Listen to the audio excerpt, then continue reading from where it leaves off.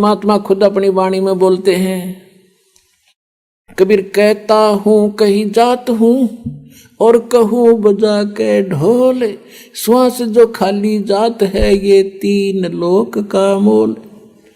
ये तो जो बिना नाम करे तुम खाली छोड़ रहे हो ये भी इतना कीमती है, 3 लोक का मोल। और सतनाम के साथ जाप किया जाता कहते 3 लोक पासिंग धर रंग हो रही हो तो ना तुला तुला राम रंग हो रही हो। इसकी इतनी कीमत बन जाती है सतनाम के जाप से। और फिर सारनाम, ओए होए, उसका तो कहना है कि आपके ऊपर जो परमात्मा ने रहम किया है उसका कोई एस्टीमेट लगा कर दास नहीं बता सकता, कितनी दया आपके ऊपर हुई है। यहाँ आना हंसी खेल है। आप देख लो हरियाणा के लोग कितने आ रहे हैं, और मध्य प्रदेश, उत्तर प्रदेश, राजस्थान, वहाँ से कैसे आ रहे हैं। तो कहते हैं अभी तक इन्होंने ज्ञान नहीं या इनके इतने अच्छे संस्कार नहीं बने हैं जो यहाँ तक पहुँच सके। तो एक दिन ऐसा आवेगा, परमात्मा ने बोल रखा पूरा विश्व ने ही ये ज्ञान स्वीकार करना ही पड़ेगा और कोई विकल्प नहीं है, नहीं तो घने दुखी हो जाएंगे।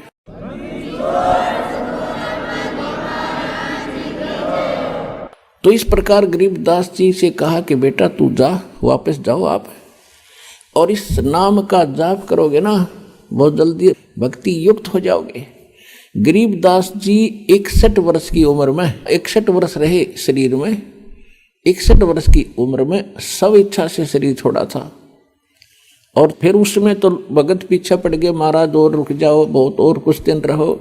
6 महीने का समय दे दिया। 6 महीने के बाद मैं नहीं रहूँगा इस लोक में भाई, मेरा काम पूरा हो गया। तो 6 महीने के बाद सबको पहले सूचित करके बता दिया था कल मैं शरीर छोड़ूंगा। उस दिन भादवा उतरते की द्वादशी को, और सन 1778 में गरीबदास जी 61 वर्ष की आयु में बैठे बैठे शरीर छोड़ के अपने चले गए थे। क्योंकि जिसने वो लोक देख लिया यहाँ रह सकता है। आपको तो वैसे तो इस ज्ञान से ही दास आपको इतना प्रेरित कर देगा कि आपकी आस्था यहाँ से हटकर 100% वहाँ लगेगी, तभी वहाँ जा सकोगे। ये नहीं है कि आप यहाँ की व्यवस्था, जैसे बच्चे हैं या भाई बहन माता पिता हैं, इनको भी प्रेरित करो, इनको भी समझाओ, साथ रखो अपने। और लास्ट में जब मृत्यु के समय एक ध्यान रखे, किसी भगत की भी मृत्यु होती हो तो उस समय उससे ये नहीं पूछे तेरा कौन याद आव है, किसने बुलावा। उसको ये कहे सुरतीला सतलोक में कदे उड़ जाए, यहाँ पोते पोतिया में पीछा छुटवा ले, टाइम है तेरा। तो वो थोड़ी भूल पड़े तो उसका याद दिलानी चाहिए, सुमन कर भगत जी, सुमन ना छोड़िए। गरीबदास जी को परमात्मा ने समझा बुझा के और वापस भेज दिया। उधर से क्या हुआ कि पीछे से वो पाली गवाले थे, उनका याद आई 4-5 घंटों के बाद। वो दूर ले गए उन पशुओं को। उन्होंने कहा वो बालक कहाँ है, लड़की का लड़का, उसको लिया उठा के, उसका समय आ गया गाय घेरन का, उसकी नंबर आ गया यहाँ पाली बनकर खड़ा होने का। तो वो पहुँचे वहाँ पर जहाँ पर वो छोड़ के आए थे। गरीबदास जी 10 वर्ष के बालक, पहले अच्छे हट्टे कट्टे शरीर थे, अच्छा मजबूत सा शरीर होता था, ऐसे बैठे आसन लगाए। तो उसने दूर से आवाज लगाई पहले तो, फिर निकट जाकर उसको पकड़ के कहा खड़ा हो ले भगत जी, समाधि कहाँ चली गई तेरी। वो गिर गए, क्यों वो शरीर में थे ही नहीं। अब उसको देखा सड़क डॉक्टर ने देखी, खत्म। उसने आवाज लगाई कि लड़का मर गया, भाग्यो। वो पाली दौड़ कर आई, सबने देखा सचमुच बाबा जी ने जादू दंत्र का दूध पिला दिया, बालक मर गया। गांव में दौड़ कर आए, 1.5 किलोमीटर दूरी पर खेत था,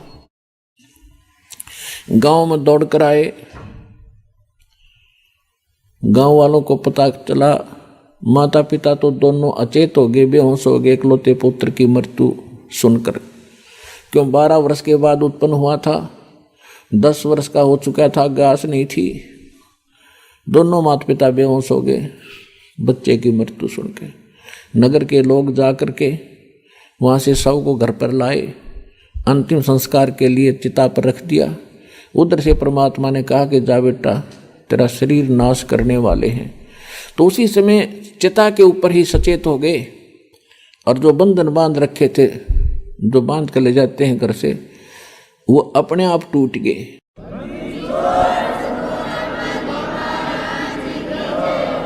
और खड़ा होते ही नीचे उतर आए, उतर कर चल पड़े और ये वाणी बोलने लगे। जो गरीबदास जी की वाणी का हम पाठ करते हैं, दास उन्हीं की वाणी को अधिक आधार बनाकर आपको ज्ञान सुनाता है। अजब नगर में ले गए हमको सतगुरु आने, जल के बिंब अगाध गुति वासुते चादर ताने, पर पटन व परलोक है जहाँ अदली सतगुरु सारे, भक्ति हेत से उतरे पाया हम दीदारे। अब इस भाषा को गांव वाले नहीं समझ सकते, और जो मालिक ने उनके अंदर वो ज्ञान फीड कर दिया तो करना ही था कंप्यूटर की तरह, फिर वो बोलने लग गए। क्योंकि परमेश्वर ने कहा था कि बर्म में पंथ में, गरीबदास वाले पंथ में, उस पंथ के प्रवर्तक द्वारा मेरी महिमा की वाणी प्रकट होएगी। वो तो होनी ही थी। और फिर परमेश्वर ने यह भी कहा कि उस बर्म में पंथ में, गरीबदास वाले पंथ में जब वो चल चुका होगा तो उसमें फिर मैं स्वयं आऊंगा और सभी पंथों को खत्म करूंगा। इस ज्ञान से मेरे बच्चों को एक करूंगा, सभी एक होंगे, सबका मोक्ष करूंगा। तो उसी गरीबदास वाले पंथ में ये दास भेज रखा। उस परमपिता ने अपना दास भेज दिया, अपना नौकर भेज दिया। पूरी भक्ति विधि, पूरा कंप्लीट कोर्स, पूरी पावर देकर आपको मोक्ष कराने का पूरा प्रबंध दे करके दास को भेज रखा है। ये सब प्रमाणित समझ लेना, सच समझना।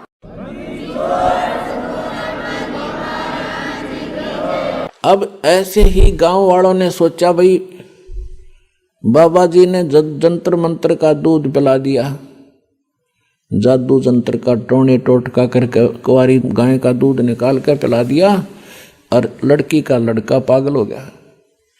अब वो बात करें सिद्धि, वो जवाब दे कहाँ गया था, वो कौन था बाबा जी, तो वो क्या बताया करते, अनंत कोट ब्रह्मांड का एक रति निभारे, सतगुरु पुरुष कबीर हैं वो कुल के सर्जनहारे। और फिर क्या बताते थे, अलल पंख अनुराग है सुन मंडल थीरे, दास गरीब उधार दिया मोए सतगुरु मिले कबीर। अब गांव वाले क्या समझे इन गुड ड्रेसियों को, तो उनको पागल कहने लगे। गरीबदास जी को पागल, बावड़ा, पागल हो गया लड़का, कोई बात नहीं करता ढंग से। तो न्यू सोचा भी कोई बात नहीं, लड़की इस बावड़े ने देख कर जी लेगी, ये जीवित तो हो गया, पागल है जैसा भी, या लड़की मरा हो नहीं था इसकी माँ, अब इसको देख कर अपना जीवन जी लेगी, ये कहकर सब्र कर लिया। उसके बाद झाड़ फूक वालों को भी दिखाया, जादू जंत्र वालों को भी दिखाया, लेकिन उस पर क्या असर करे था जादू जंत्र वाला, वो तो जिसने जादूगर ने जो मंत्र कर रखा वो ही चलेगा फिरते। अब 3 वर्ष के बाद एक दादू पंथी संत था, क्योंकि दादू साहब जी को भी परमात्मा ऐसे ही लेकर गए थे सचखंड में, एक जिंदा महात्मा के रूप में आए थे। और 7 वर्ष के दादू जी थे, तब बच्चों में खेल रहे थे, वहां उनको मिले थे, सचखंड लेकर गए थे, फिर वापस छोड़ा था। तो दादू साहब जी ने परमेश्वर कबीर जी की बहुत महिमा गा रखी है। जिन मुझको निज नाम दिया सोए सतगुरु हमारे, दादू दूसरा कोई नहीं वो कबीर सिरजनहारे। जो दादू पंथी संत था, एक बनिए के घर जन्म था उसका, 65 साल की उम्र होली थी। घर त्याग कर सन्यासी होकर के, बाल बच्चे छोड़ कर वो दादू पंथ में दीक्षित होकर के और सन्यासी बनकर घूमता रहता था।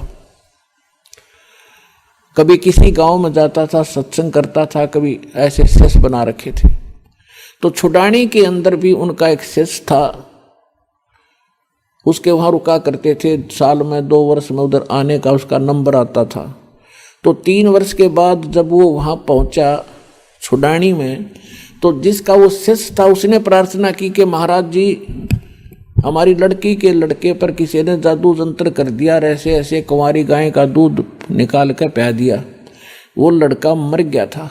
यह तो शुक्र है भगवान का, उसके सांस वापस आ गए, लेकिन वो पागल हो गया। और कहते हैं संतों की विद्या को संत ही काट सकते हैं। आप दया कर दो, आप कुछ कर सकते हो तो उस दादूपंथी गोपाल दास नाम था उसका। गोपाल दास ने कहा कि भी लाओ मेरे पास, कोई दिक्कत नहीं, भूत प्रेत का साया नहीं रहेगा, मैं जानता हूं विद्या। अब वो व्यक्ति गरीबदास जी के नाना जी के पास गए और उनसे कहा कि ऐसे ऐसे मेरे पास एक महात्मा आते हैं, बड़े पहुंचे हुए हैं और बच्चे का वो इलाज कर देंगे। तो 5-7 गांवों के बुजुर्ग से, जिम्मेवार से आदमी उस बच्चे ने लेकर वहां गए, उसी गांव को, उसके घर पे। तो गोपाल दास ने पूछा कि बेटा वो कौन था जिसने तुझे बर्बाद कर दिया, क्या नाम था उसका, कौन था वो, क्या किया उसने? तो गरीबदास जी ने कहा कि मुझे बर्बाद नहीं किया, मुझे आबाद कर दिया। अजब नगर में ले गए हमको परमेश्वर आने, जल के बिंब अगाध गति हम सूते चादर ताने। हम सुल्तानी नानक तारे दादू को उपदेश दिया, जात जुलाहा भेद न पाया वो काशी माहे कबीर हुआ। अनंत कोट ब्रह्मांड का एक रति नहीं भारे, सतगुरु पुरुष कबीर हैं ये कुल के सिरजनहार। काफी देर तक गरीबदास जी ने वह अमृतवाणी की बौछार लगा दी। अब गोपाल दास का होश हवास उड़ गए कि गांव वाले इसने पागल कहे, अरे तेरा गजब हुई हो, ये तो अनमोल रतन से भरे पड़े हैं ये बच्चे, ऐसी अनमोल वाणी, ऐसा ज्ञान मेरे हृदय में टच कर रहा मुझे, एक एक वाणी इसकी। तो कहने लगा वो 65 साल का महात्मा उन बुजुर्गों को कहने लगा, गांव वालों ये बावड़ा को नहीं, ये बावड़ा नहीं है, बावड़े तो तुम हो जो इसको समझ नहीं पा रहे। और वो 65 साल का बुजुर्ग एक 13 वर्ष के बच्चे के आगे हाथ जोड़ कर खड़ा हो गया। अर्जू के महाराज जी यह वाणी लिखवा दो, यह वाणी लिखवा दो, तो अनमोल रतन है दाता, कलयुग में जीवों का उद्धार करेगी, वाणी लिखवा दो। अब गरीबदास जी चल पड़े उठ के, उसको पक्का करने के लिए। गांव वालों ने सोचा बाबा जी का भी असर हो गया इसमें, तो बुरी बला है कि गरीबदास में,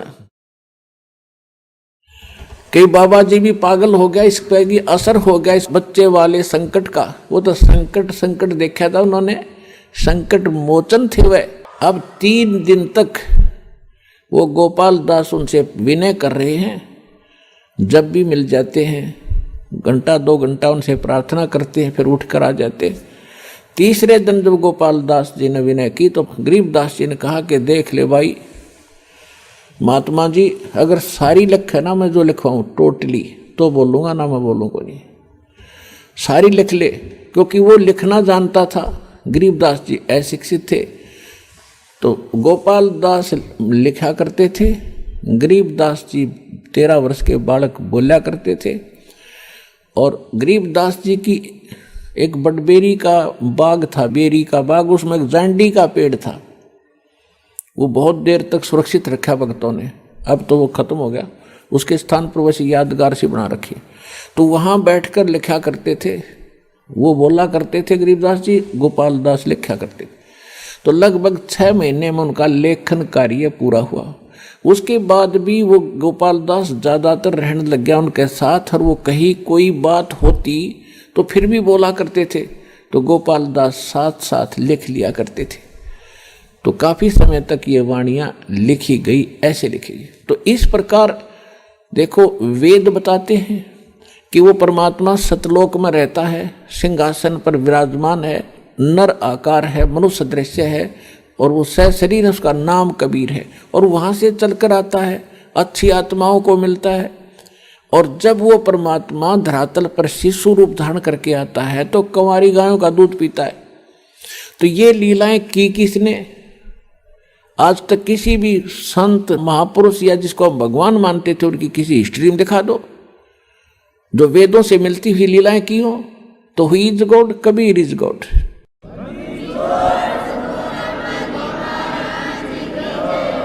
वेद बताते हैं और वही लीला परमात्मा ने की है और आंखों देखा संत बताते हैं। और अब भी विश्वास ना होगा तो फिर कब होगा?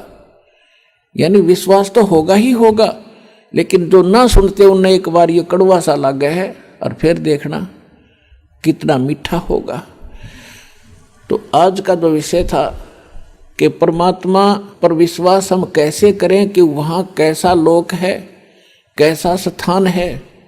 तो गरीबदास जी ने कहा है, अरस कुरस पर श्वेत गुमट है, ता परमेश्वर का डेरा। श्वेत छत्र सिर मुकुट विराजय, देखत ना उस चेहरे नू। गरीबदास ये वक्त जात है, रोवोगे इस पैरे नू। कि समय जा रहा है, इस मनुष्य जीवन को प्राप्त करके यदि भक्ति सत नहीं की, पूर्ण संत की तलाश नहीं की, तो फिर रोया करोगे, उस समय फिर हाथ नहीं लगेगा। तो समझा है तो सर धर पाओ और बौर नहीं रे, ऐसा था सत साहिब।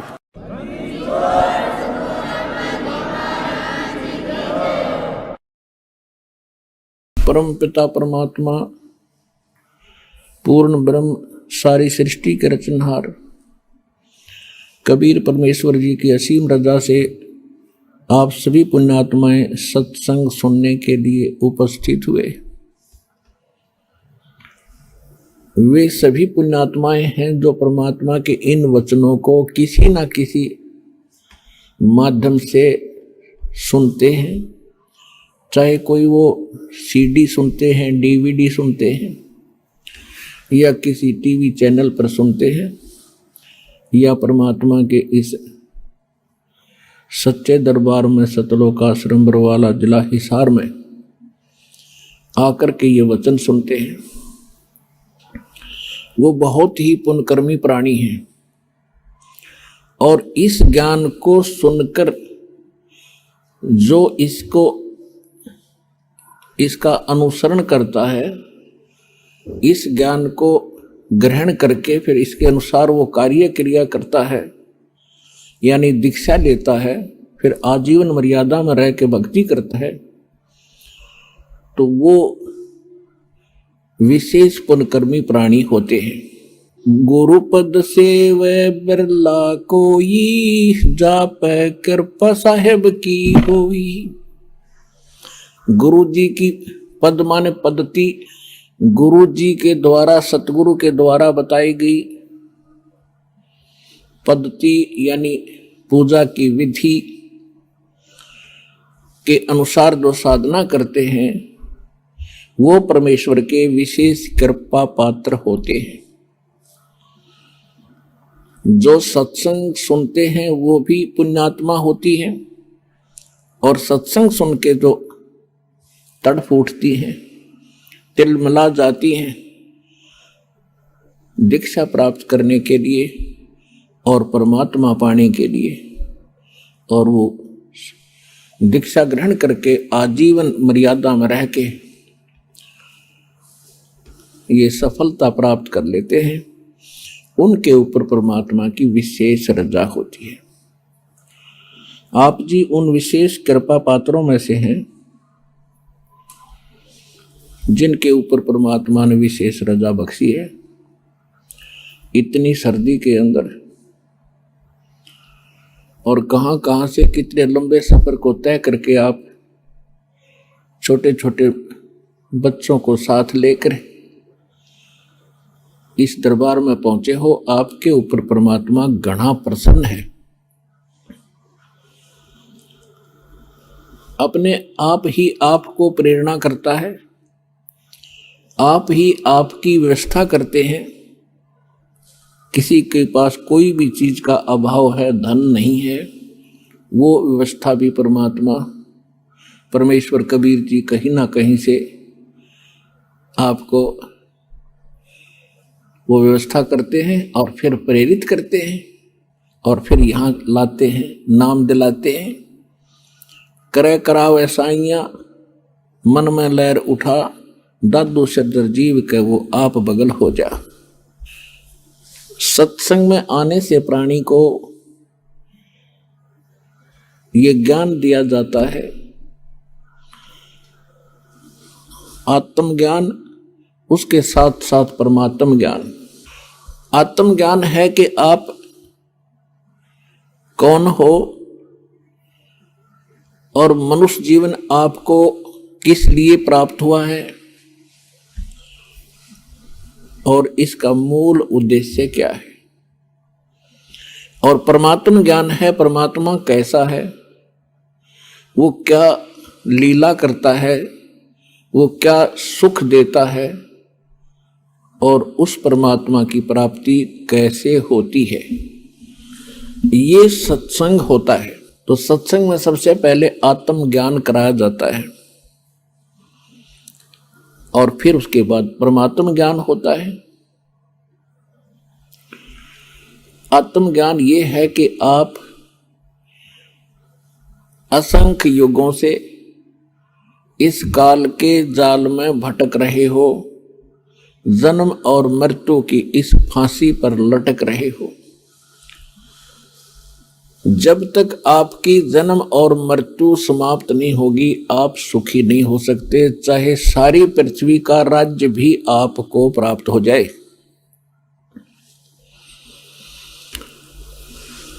क्योंकि यहां वो सुख है ही नहीं 21 ब्रह्मांड में।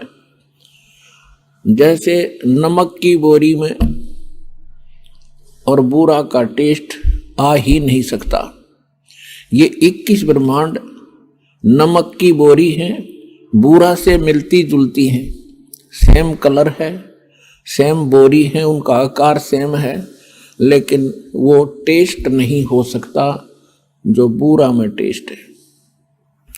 वो सतलोक के अंदर वो सुख है जिसकी खोज हम यहां कर रहे हैं, इस नमक के बोरे में। ये सपने में भी ना सोचना कि आप यहां सुखी हो सकते हो। इन व्यवस्थाओं को पाकर कोई निर्धन सोचता है धनवान हो जाऊं, घना सुखी हो जाऊंगा। धनवान स्वप्न में भी सुखी नहीं है। यहां पर आज किसी के पास मान लीजिए पूर्व संस्कार से कोई संपत्ति अच्छी है, अरबपति है, करोड़पति है, उसकी मृत्यु हो जाती है, फिर क्या है, वो गधापति है, फिर गधा बनकर घूम रहा होगा वहां कुर्डियों पर। तो ये आत्म ज्ञान है। 3 लोक का राज जीव को जय कोई देवे, लाख बधाई क्या करे जो नहीं नाम से दे। 3 लोक का राज जीव को जय कोई दे, लाख बधाई क्या करे जो नहीं नाम से दे। कहने का भाव ये है, परमात्मा सूक्ष्म वेद में बताते हैं कि ठीक है, अपने संस्कारवश चाहे कोई गरीब है, अमीर है, ताकतवर है, बलवान है या निर्बल है, निर्धन है, परमात्मा की भक्ति सबको करनी होगी।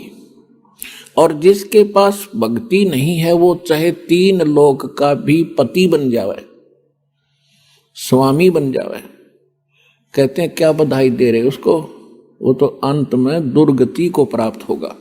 और एक निर्धन कंगाल भक्ति कर रहा है और वो उस पूरी पृथ्वी और 3 लोक के स्वामी से भी ज्यादा महत्वपूर्ण है, ज्यादा वो कीमत का व्यक्ति है। परमात्मा कहते हैं राम रटत दारिद्र भलो, दारिद्र में निर्धन, नाम रटत निर्धन भलो, टूटी घर की छान, वो कंचन महल किस काम के, जहां भक्ति नहीं भगवान।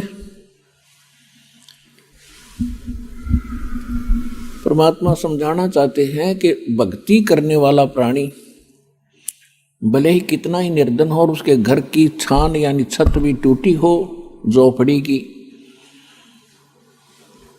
और जिसके सोने के महल हो भक्ति ठीक करता ना हो, तो उसके विषय में परमात्मा कहते हैं, वो कंचन महल किस काम के, जहां भक्ति नहीं भगवान। परमात्मा कैसा है, कैसे मिलता है और वो कहाँ रहता है और कैसी लीला करता है, इतनी सी बात होती है सत्संग के अंदर। और इनका विस्तार बहुत ज्यादा बताना पड़ता है क्योंकि अज्ञान घना हो गया। वेद स्वयं बताते हैं कि परमात्मा स्वयं आते हैं सतलोक से चलकर और अपनी महिमा का ज्ञान और अपने पाने की विधि स्वयं ही बताते हैं, क्योंकि अध्यात्म मार्ग परमात्मा का होता है और परमात्मा ही बता सकता है। अन्य कोई किसी प्रकार से कोई साधना साधक करके अनुभव करने की चेष्टा करता है तो इनकम्प्लीट ही रहता है, क्योंकि यहाँ का भगवान जो है, जो यहाँ का स्वामी है, ये काल भगवान, ये नहीं चाहता कि यहाँ मेरे जाल में फंसे हुए प्राणियों को उस पूर्ण परमात्मा की जानकारी हो जाए और उसके पाने की विधि प्राप्त तो बिल्कुल नहीं होने देता, जिसके परिणाम स्वरूप आप देख रहे हो विश्व में कहीं पर भी सत साधना नहीं है, सत भक्ति नहीं है। इस सतलोक आश्रम बरवाला जिला हिसार ने छोड़ के पूरे विश्व में अब प्रथम बार कोई व्यक्ति ये बात सुनता है तो वो उसके ये बात अच्छी सी नहीं लगती, उसके गले उतरे नहीं। और जिस समय ये प्रमाण देखोगे सदग्रंथों के अंदर गूढ़ रहस्यों को स्वयं आंखों से देखकर जानोगे, फिर आप सहर्ष स्वीकार करोगे कि सचमुच इस विश्व में सत भक्ति किसी के पास नहीं है और सत साधना शास्त्र अनुकूल भक्ति के बिना जीव मुक्त नहीं हो सकता। अब जैसे किसी ने जंडी काटनी हो, एक पेड़ होता जंडी, और उसके काटने का तरीका क्या होता है, एक कुहाड़ा होता है, कुहाड़ी पैनी लोहे से बनी हुई, और फिर आरी होती है लोहे के दांतों वाली।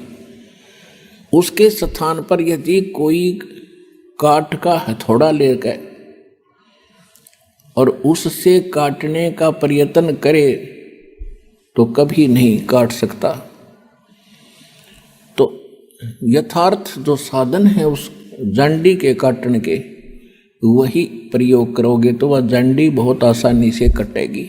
ठीक इसी प्रकार ये जन्म मरण का रोग रूपी जंडी हमारे जामगी, इसको काटने के लिए वो शास्त्र अनुकूल साधना का प्रयोग करना पड़ेगा, और जो इस दास के अतिरिक्त विश्व में किसी के पास नहीं है वर्तमान में।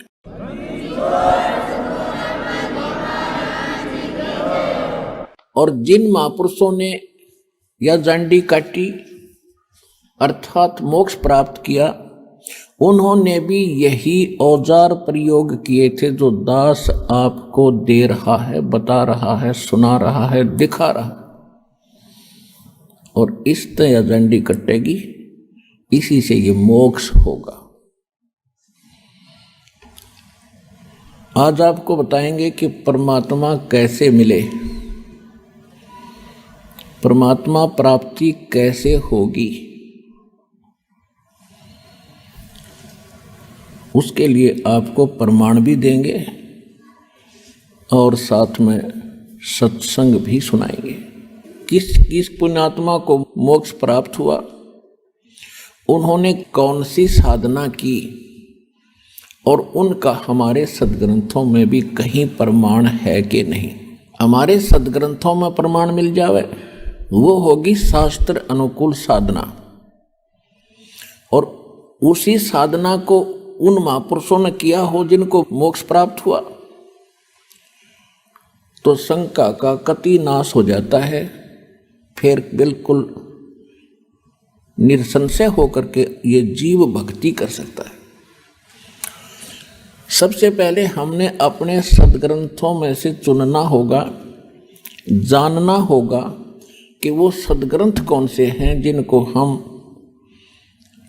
ऑथेंटिक मान सकते हैं, जिनको हम आधार मानकर भक्ति कर सकते हैं। वो प्रमाणित सदग्रंथ कौन कौन से हैं उनकी जानकारी पहले देते हैं। एक नंबर पे जो ज्ञान है, जो सदग्रंथ है, वो सूक्ष्म वेद है। सूक्ष्म वेद जिसको तत्व ज्ञान भी कहते हैं।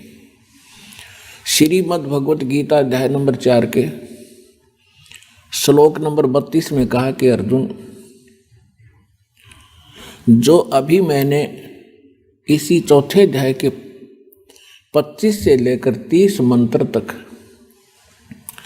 जो जानकारी आपको बताई है कि कोई तो देवताओं की पूजा करता है, कोई केवल स्वाध्याय करता है और कोई हठ योग करता है, घोर तप तपता है, कोई घोर अहिंसावादी व्रत रखता है, जैसे मुंह पर पट्टी बांध कर नंगे पैरों घूमता है, और कोई केवल योग अभ्यास ही करता है। और सभी के सभी अपनी इस साधना को पापनाशक जानते हैं। पापनाशक यानी मोक्षदायक। पाप नष्ट होंगे तभी हम मुक्ति पा सकते हैं, कर्मों के बंधन से हम यहाँ जकड़े पड़े हैं। यदि उन साधकों को ये पता चल जाए कि ये शास्त्र अनुकूल साधना नहीं है तो वो त्याग देंगे।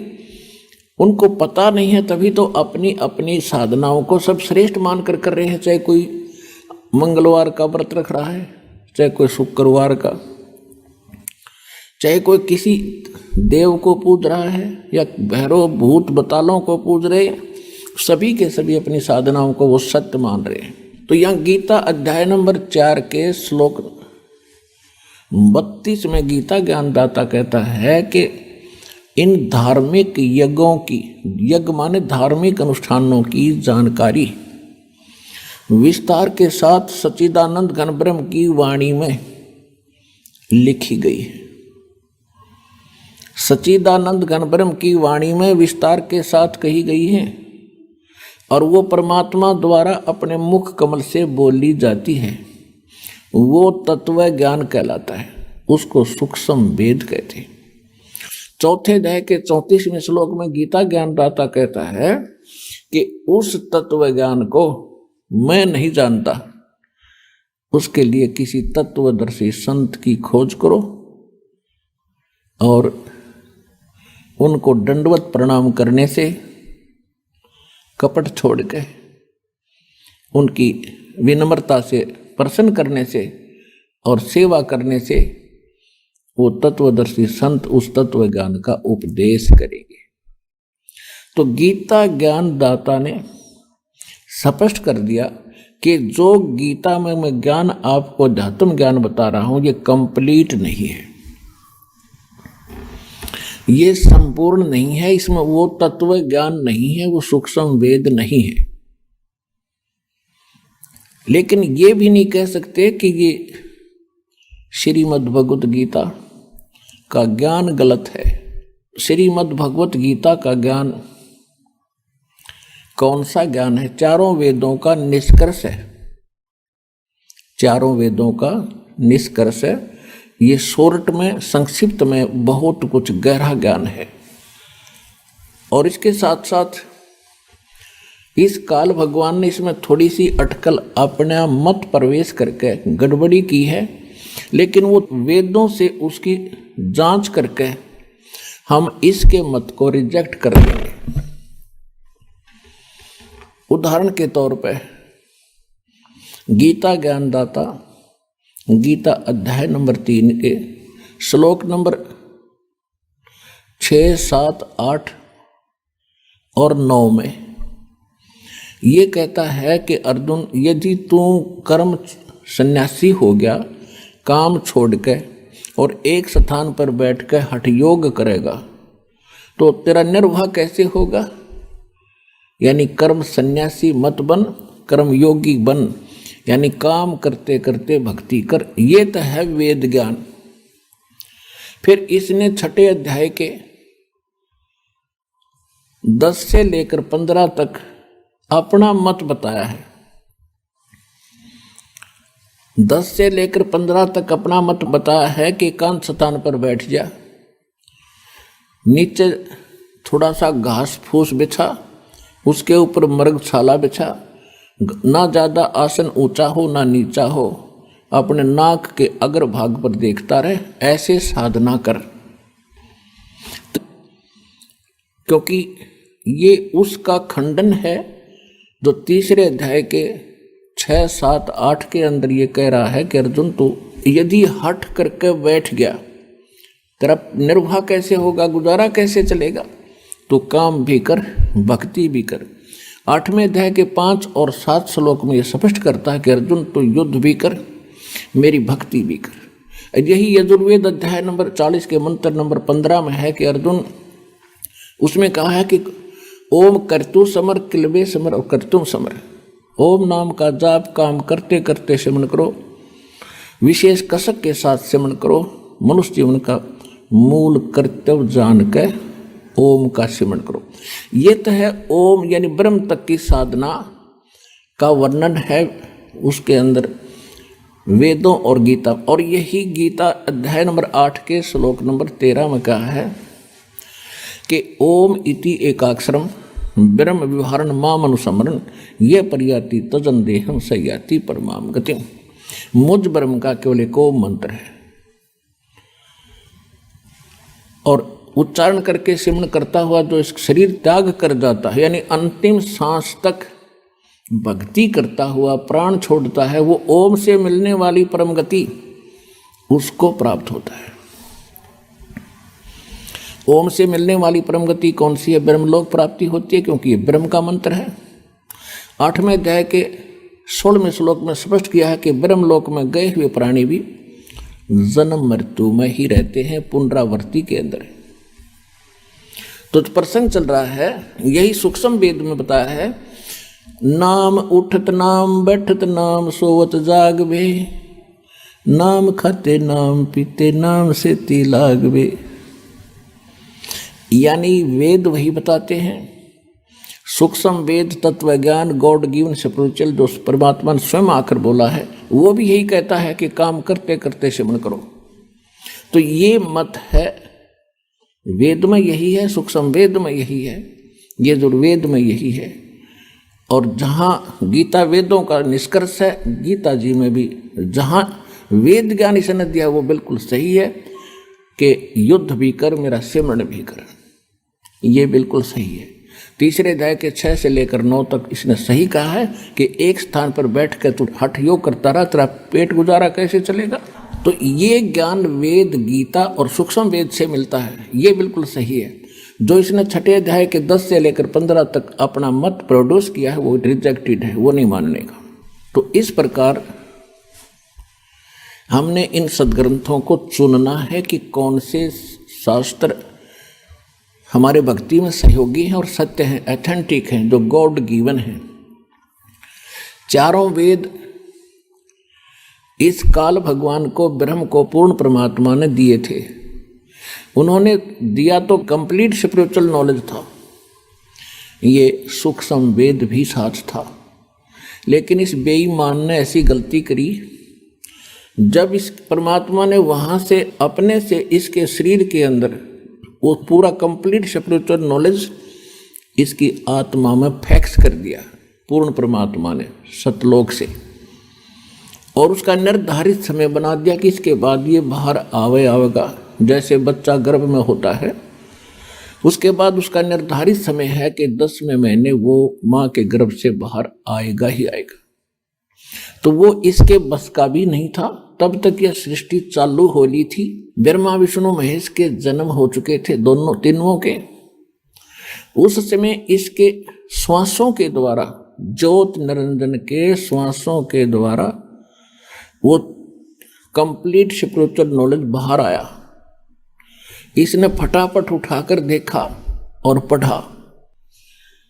इसने क्या देखा कि इसमें तो उस परमात्मा का बहुत गूढ़ रहस्य है।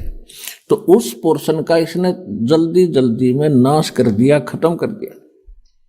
और परमात्मा के डर से इसने कुछ ऐसा अंश रख लिया जिसमें इसके सतर की भक्ति थी और महिमा पूर्ण परमात्मा की थी। तो वो चारों वेद हैं। ब्रह्मा विष्णु शिव जी ने फिर जब ये सागर मंथन किया प्रथम बार, तो काल ने उनको समुद्र में छुपा दिया।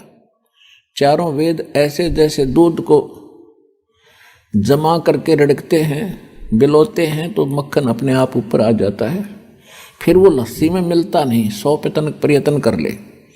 इसी प्रकार वो चारों वेद यानी अपने आप, ये एक ही वेद था, फिर 4 भागों में बाद में बांटा गया।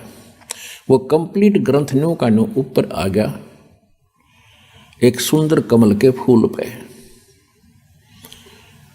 और ब्रह्मा जी इसको उठा कर लाए और इस काल ने दुर्गा को संदेशा भेज दिया कि ब्रह्मा पढ़े इसको। ब्रह्मा ने जैसा ज्ञान समझा वेदों का, उस आधार से इसने आगे अपने अनुयायी पंडितों को, ब्राह्मणों को, अपने बच्चों को, अपने वंशजों को वेदों वाला ज्ञान बताना चाहा। जैसा इसने वेदों को समझा और जैसा ब्रह्मा जी ने वेदों को जाना, वही आज हमारे ब्राह्मण गुरुओं के पास है। अब हम उस विषय पर आते हैं कि ये चारों वेद गॉड गिवन है, कंप्लीट गॉड गिवन, पूर्ण परमात्मा द्वारा दिए गए। इसने जो निकाल दिया वो अलग बात है, जो शेष वेद हैं वो परमात्मा के दिए हुए हैं। तो ये चारों वेद, ऋग्वेद, यजुर्वेद, सामवेद और अथर्ववेद। अथर्ववेद तो इसने बहुत बाद में दिया है अपने पुत्र को, पहले ये 3 वेद दिए थे, उसमें से भी कुछ पोर्शन अलग से रख लिया था। तो कहने का भाव ये है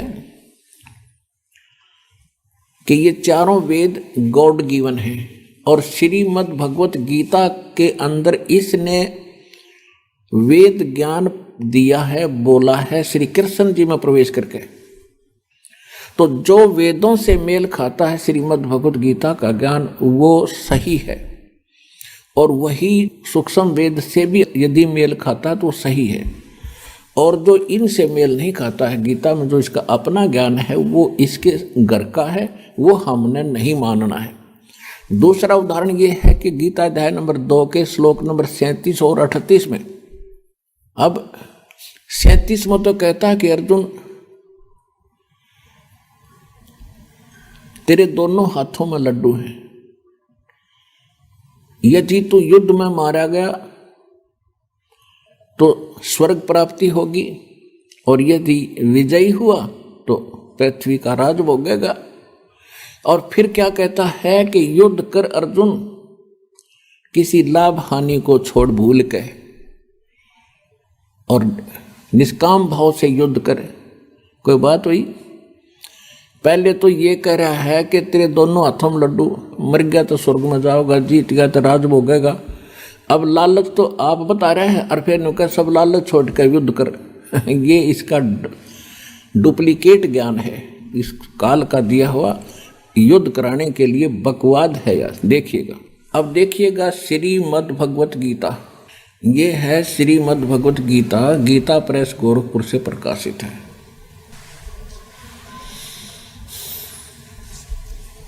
इसके संपादक कौन है देखिएगा, गीता प्रेस गोरखपुर से प्रकाशित है, और जयदयाल गोविंद का इसके अनुवादक है। अब पहले आपको दूसरा अध्याय का 37 और 38 दिखाते हैं, ये देखिएगा। अध्याय नंबर 2 और श्लोक नंबर 37। या तो तू युद्ध में मारा जाकर स्वर्ग को प्राप्त होगा, अथवा संग्राम में जीतकर पृथ्वी का राज भोगेगा। इस कारण से अर्जुन युद्ध के लिए निश्चय करके उत्तिष्ठ, खड़ा हो जा। और फिर क्या कहे देखिए, काल भगवान का जाल। कहते हैं जय पराजय, लाभ हानि और सुख दुख को समान समझकर उसके बाद युद्ध के लिए तैयार हो जा। इस प्रकार युद्ध करने से तू पाप को नहीं प्राप्त होगा। बताओ ये कोई ज्ञान है? लाभ हानि और जय पराजय को भूल ले। लाभ हानि छोड़ के बेमतलब कौन लट्ठा होगा? इसका अर्थ तो ये हो गया कि किसी के शर्म में मारा लठ। अन्यों कहते मैं तो बगैर लाभ हानि के और निष्काम भाव से लड़ रहा हूं तेरे साथ में, आजा। नमस्कार सर। नमस्कार सर। सर क्या नाम है आपका? नरेश पाल दास। नरेश जी, आप कहाँ के रहने वाले हैं? मैं कंकरखेड़ा मेरठ का रहने वाला हूँ जी। सर क्या काम करते हैं आप? मैं अभी तो पुलिस फोर्स से रिटायरमेंट हो गया जी। सर संत रामपाल जी महाराज से कब जुड़े आप? मैं संत रामपाल जी महाराज से 2009 में जुड़ा जी। सर संत रामपाल जी महाराज से जुड़ने से पहले क्या आप कोई भक्ति साधना भी करते थे? जी हाँ सर, मैं संत डॉक्टर सोनक देव जी से जुड़ा हुआ था सन 94 से, और वही भक्ति में 17 साल तक लगातार किया। सर फिर आप संत रामपाल जी महाराज की शरण में कैसे आए? ऐसा था जी, उस दिन हम लाइन के अंदर थे और संत रामपाल जी महाराज के जो भगत थे वो मंदिर में बैठे हुए थे, और उस मंदिर में मैंने जाकर उनको बोला भाई आज विश्वकर्मा का दिन है, आप प्रसाद वगैरह ले आओ। तो बोला यार विश्वकर्मा को किसने बताया? भगवान तो कबीर साहब है। मैंने उसको बोला यार हमने तो कभी ऐसा सुना नहीं और देखा भी नहीं, ना कहीं पढ़ा, आप बोल रहे कि कबीर साहब भगवान है। बोला मेरे पास एक बुक रखी, लाइन में जाके आप उसको पढ़ना, आपको पता लगेगा। तो भगत जी ने शाम के टाइम लाइन में मुझे वो पुस्तक दी, गहरी नज़र गीता में। मैंने उसको पढ़ा सर, और पढ़ते पढ़ते 2 दिन तक मैंने लगातार उसको पढ़ा, और इसके बाद मुझे टोटल ज्ञान हुआ कि गीता में क्या लिखा है क्या नहीं लिखा। इतना अच्छा उसके अंदर ज्ञान था कि मैंने प्रण कर लिया उसी दिन से कि मैं आज के बाद ये जो भक्ति मुझे बताई है डॉक्टर सोनक देव ब्रह्मचारी संत ने, ये मैं भक्ति बिल्कुल नहीं करूँगा। तो इसके बाद मैंने भगत जी से बोला भगत जी मैं आपके गुरु से नाम लेना चाहता हूँ।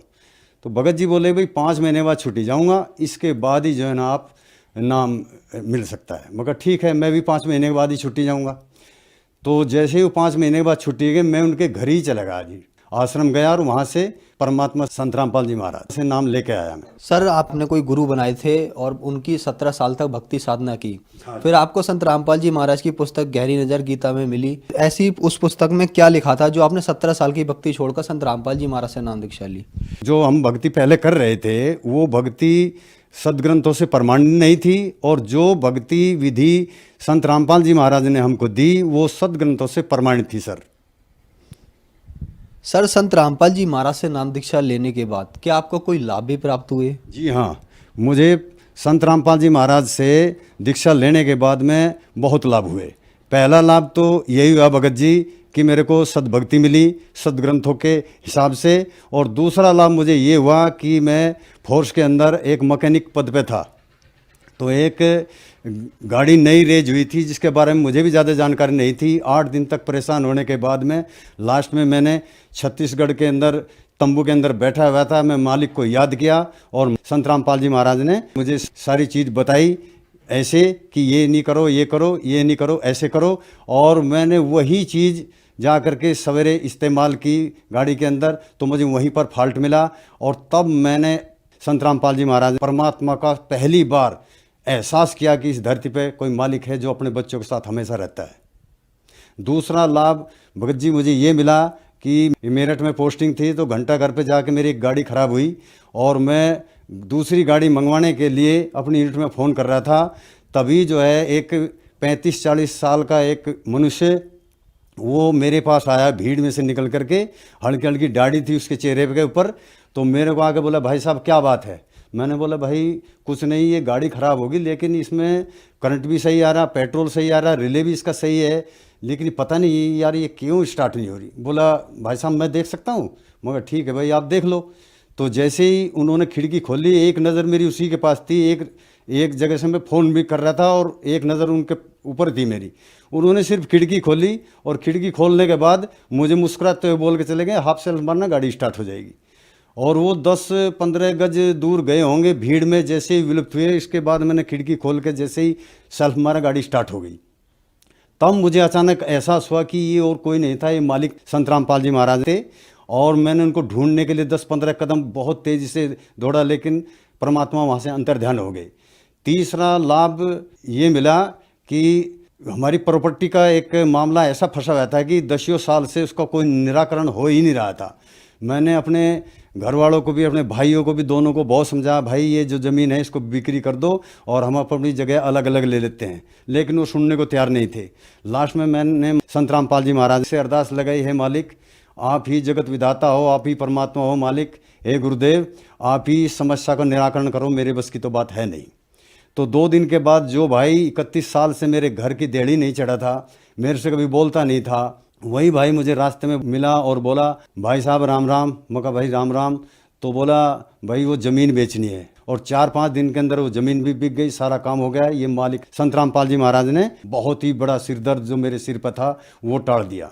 चमत्कार तीसरा मेरे साथ ये हुआ सर कि मैं जब रिटायरमेंट हुआ, रिटायरमेंट के समय पे मुझे थोड़ा पैसा मिला था और मैंने एक प्लॉट खरीदने के लिए वो एडवांस में उसको एग्रीमेंट के लिए दे दिया था। लेकिन क्या हुआ कि समय पे पैसा न मिलने के कारण वो बोला भाई या तो आप बैनामा कर लो, नहीं तो ये पैसा मैं दूंगा नहीं। तो मैंने गुरुजी से प्रार्थना लगाई, हे मालिक, हे दाता, मैं तो लूट जाऊंगा, पिट जाऊंगा मालिक, मेरा पैसा आना चाहिए। तो साल भर हो गया, बहुत परेशान हो गया मालिक। तो इसके बाद परमात्मा ने मेरे को बोला, भाई आपका नाम खंड चल रहा है, आप नाम शुद्ध करा लो, आपका पैसा आ जाएगा। संत रामपाल जी महाराज ने मुझे ये आवाज़ दी। इसके बाद मैं नहा के और लड़के को बोला, मैं कहा भाई मेरा नाम शुद्ध कर दो। तो उन्होंने मेरी परीक्षा ही ली थी और 14 मैसेज उसी वक्त आए, मेरा 12 लाख रुपया उसी वक्त आ गया। परमात्मा ने सबसे बड़ा लाभ मुझे ये दिया, संत रामपाल जी महाराज ने। हमारी पत्नी का तो ऐसा है जी, परमात्मा संत रामपाल जी महाराज के जब मैं नाम लेके आया था तो इनको भी नाम लेने के लिए मैंने बोला, लेकिन ये टस से मस नहीं होती थी, ये 24 घंटे टीवी में घुसी रहती थी। मैंने उसको बहुत समझाया लेकिन ये नहीं मानी। और इसके बाद फिर इसके साथ हादसे शुरू हो गए और ये छत से गिर गई। छत से गिरने के बाद इसकी 3 जगह से रीढ़ की हड्डी फ्रैक्चर हो गई, सिर में फ्रैक्चर हो गई, ये उठ बैठ चल फिर नहीं सकती थी। मैं उस वक्त छत्तीसगढ़ में पोस्टेड था, वहाँ से मैं 2 महीने की छुट्टी लेके आया और डॉक्टर ने बोला जी इसको हिलना डुलना बिल्कुल मना है, इसको अगर उठाना है तो सिर के नीचे हाथ देकर उठाना पड़ेगा और लैट्रिन बाथरूम सब आपको करना पड़ेगा। मेरे सिर पर तो बड़ी मुसीबत आ गई। मैं तो ये सारा काम किया जी, घर में कोई करने वाला था नहीं।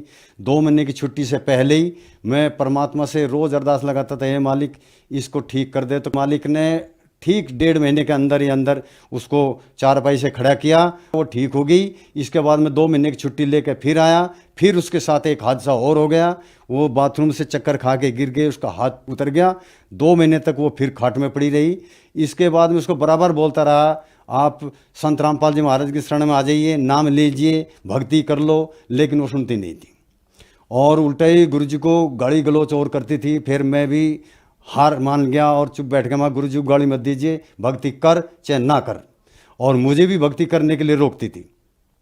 तो ऐसे होते होते 2 साल बीत गए। इसके बाद लड़की की शादी होनी थी। लड़की वाले को भी उसने बता दिया ऐसा झूला ऐसा लगेगा, और गांव से उठा करके पूरा शहर में लेके आई। वहाँ पर भी उसने मना किया, मैंने उसको मगा ऐसा मत कर, लड़की जो दे रहा है उसने वो सब कुछ दे रहा है बेचारा, तू उसको परेशान मत कर। लेकिन वो नहीं मानी। मेरे लड़के की आखिरी शादी है, मैं लड़के की घोड़ी पे चढ़ के देखना चाहती हूँ। मगर ठीक है, जो देखना है देख ले। और ठीक शादी से 4 दिन पहले ही मेरे साथ भात नोतने जा रही थी और रेल की पटरी जैसे ही क्रॉस करने लगे, उलझ के नीचे गिरी और रेल की पटरी पे गिरते ही एक हाथ की 5 जगह से हड्डी टूट गई उसकी। बड़ी मुश्किल से मैंने प्लेटफार्म पर उसको उठा करके रखा। और जिस दिन लड़के की घुड़ चढ़ी थी, शादी थी, उस दिन वो हॉस्पिटल में उसका ऑपरेशन हो रहा था। तो इसके बाद में फिर एक ज्योतिष था जो हमारे लड़के का जानकार था, उसने बताया कि भाई तुम्हारी मम्मी की उम्र नहीं है, वो 2016 तक जो है ख़त्म हो जाएगी। मैंने उसना विश्वास नहीं किया ज्योतिषी के ऊपर, क्योंकि मैं तो परमात्मा से जुड़ा था, उसी मालिक से मैं अर्ज लगा सकता था। लेकिन दूसरी बार हमारी बहू हॉस्पिटल खाना लेके जा रही थी और रास्ते में जहाँ रेड लाइट होती है वहाँ उसने विक्की रोकी हुई थी। वहीं पर एक संत उनको मिले, उन्होंने भी वही बात उसको बता दी। तब जाके मेरा माथा ठनक गया। मैंने उस ज्योतिषी को अपने घर बुला लिया। मैंने बोला भाई आपने ऐसा कैसे बोल दिया डायरेक्ट कि आपकी जो पत्नी है ये 2016 में डेथ हो जाएगी इसकी। बोला जी मैं नहीं बोल रहा, इसकी मस्तिष्क की रेखा बता रही है। और बोला तुम्हें यकीन नहीं है तो बुलंदशहर में एक मेरे गुरुजी रहते हैं, वहाँ लेके जाओ। तो उसे बुलंदशहर लेके चला गया जी। बुलंदशहर में जाके वहाँ गांव के 50-60 आदमी और बैठे हुए थे। तब उन्होंने बताया कि इन्होंने पहले भी 3 हमारे गांव के आदमी थे, उनको भी मृत्यु की घड़ी बताई थी कि इस टाइम पे आप मर जाओगे, और उस समय पर उनकी मृत्यु निश्चित हो गई। तो तब मैं भी डर गया। तो मैंने मेरी पत्नी ने उनसे पूछा कि मेरी भी मृत्यु की घड़ी बता दो। तब उन्होंने बताया कि 32 हफ्ते का समय है और इसमें भी आपके ऊपर इतने कष्ट आएंगे कि आप रो जाओगी। तो हमारी पत्नी डर गई और मेरे को बोली कि मुझे संत रामपाल जी महाराज के पास ले चलो, मैंने नाम दीक्षा लेनी है उनसे। तब मैं वहाँ से उनको आश्रम लेके आया। उस वक्त भी उनके हाथ में प्लास्टर लगा हुआ था। और फिर संत रामपाल जी महाराज के सामने जा कर के रोई कि पंडित ने मुझे ऐसे ऐसे बताया, गुरुजी मैं कैसे भक्ति करूँगी। तब गुरुजी ने उनको आशीर्वाद दिया कि मर्यादा में रह करके भक्ति करना और तेरे कुछ नहीं होगा। आज का दिन ले 4 साल का समय हो गया सर जी, आज तक उसका कान भी तत्ता नहीं हुआ। संत रामपाल जी महाराज की कृपा से वो बिल्कुल सही सलामत है और घर में सारा काम कर लेती है और ठीक ठाक घूम रही। आज तक वो बीमार भी नहीं हुई। मेरे परिवार को संत रामपाल जी महाराज ने जीवन दान दिया। जब से संत रामपाल जी महाराज की शरण में आया हूँ सर, तब से मेरे घर में पूर्णतः शांति सुखमय जीवन और बगैर किसी कष्ट के जीवन जी रहे हैं। बहुत ही आनंद आ रहा है, सद्भक्ति करने को मिल रही है और परमात्मा की दया से सब बहुत ही अच्छा जीवन व्यतीत कर रहे हैं। सर आप एक अच्छे पढ़े लिखे इंसान हैं, आप फोर्स से मैकेनिकल इंजीनियर से रिटायर्ड हैं। कुछ लोग कहते हैं कि संत रामपाल जी महाराज से उनके अनुयायी अंधश्रद्धा के तहत जुड़ते हैं, क्या ये बात सही है? क्या आप भी संत रामपाल जी महाराज से अंधश्रद्धा के तहत जुड़े थे? जी नहीं सर जी, मैं अंधश्रद्धा भक्ति के तहत नहीं जुड़ा। मैं तो पहले भी भक्ति कर ही रहा था और मैं शरीर से भी स्वस्थ था और आर्थिक स्थिति मेरी सही थी। मैं सिर्फ संत रामपाल जी महाराज से सद्भक्ति के कारण जुड़ा था। संत रामपाल जी महाराज है वो सद्ग्रंथों के आधार पर जो है सद्भक्ति देते हैं और उन्हीं से हमको लाभ मिलते हैं। सर संत रामपाल जी महाराज से कैसे जुड़ सकते हैं? संत रामपाल जी महाराज से अनेक चैनलों पे सत्संग आता है संत रामपाल जी महाराज का। उनके नीचे एक पीली कलर की पट्टी चलती है जिसके ऊपर नंबर लिखे होते हैं आश्रमों के। आप भी अपने उन नंबर पर फ़ोन करके पता कर लो कि हमारे डिस्ट्रिक्ट में नामदान सेंटर कहाँ है और उनके नंबर क्या है, और वहाँ से आप जुड़ सकते हो।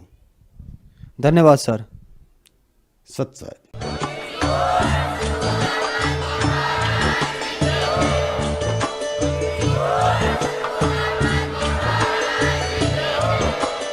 सब्सक्राइब करें लास्ट भक्ति यूट्यूब चैनल को और बेल आइकन को प्रेस करें ताकि आने वाली वीडियो की नोटिफिकेशन आपको मिलती रहे। सत साहिब।